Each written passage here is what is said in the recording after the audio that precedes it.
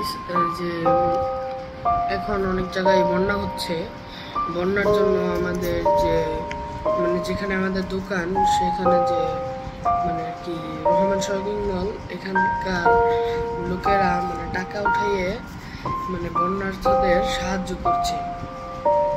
আমাদের ওই যে আমাদের দোকানের সামনের দোকান এই বন্যার্থদের জন্য একটি শাড়ি এবং অন্যান্য কিছু দিয়ে তাদের একটি প্যাকেট করা হচ্ছে। সেই প্যাকেটগুলো তারা বন্যার্থদের গিয়ে দিয়ে আসবে।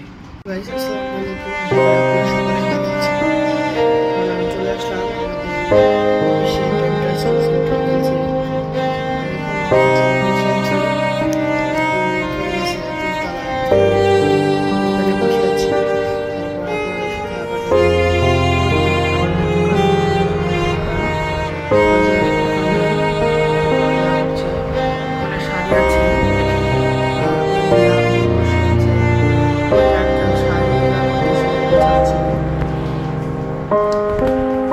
আপনাদের বাড়ির আশেপাশে বা যে কোনো জায়গায় যদি বন্যার্থদের জন্য কোনো ধান বাক্স থাকে, তাহলে আপনারা যা পারেন আপনারা কিছু দান করেন।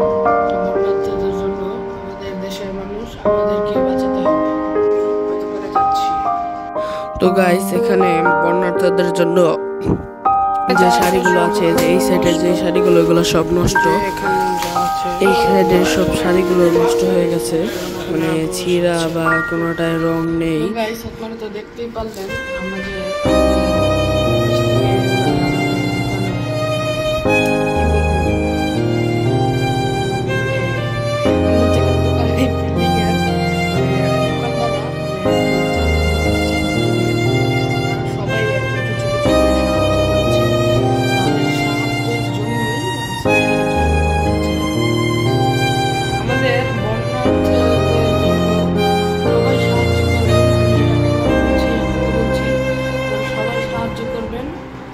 আমাদের দেশেরই মানুষ, তাদেরকে সাহায্য করতেই হবে, কারণ তারা আমাদের দেশের মানুষ। আমাদের দেশের মানুষকে আমাদেরকেই বাঁচাতে হবে। আমরা এই জলপাইকে দেখতে পাচ্ছি, এই জলপাইয়ের অত্যন্ত পরিশ্রম, এই জিনিসগুলো আমরা সবাই এভাবে নিচ্ছি। তারপরে এখানে আমাদের জালাল আছে, জালাল আমাদের যথেষ্ট সহযোগিতা করতেছি।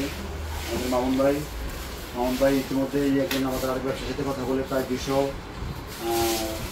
পোশাকের ব্যবস্থা করেছে। যেমন বড় আপা, উনিও অক্লান্ত পরিশ্রম করতেছে। গতকালকে থেকেই আমরা মাঠে আছি। আমরা আগামীকালকে না হলে পরশুদিন আল্লাহর মতে এই কাপড়, বস্ত্র, খাদ্য, তারপরে ওষুধ নিয়ে আমরা রওনা হবো ইনশাআল্লাহ। আপনারা সবাই আমাদের জন্য দোয়া করবেন। বাংলাদেশি মানুষদের সাথে যাতে আমরা তাদের এই কষ্ট ভাগাভাগি করতে পারি।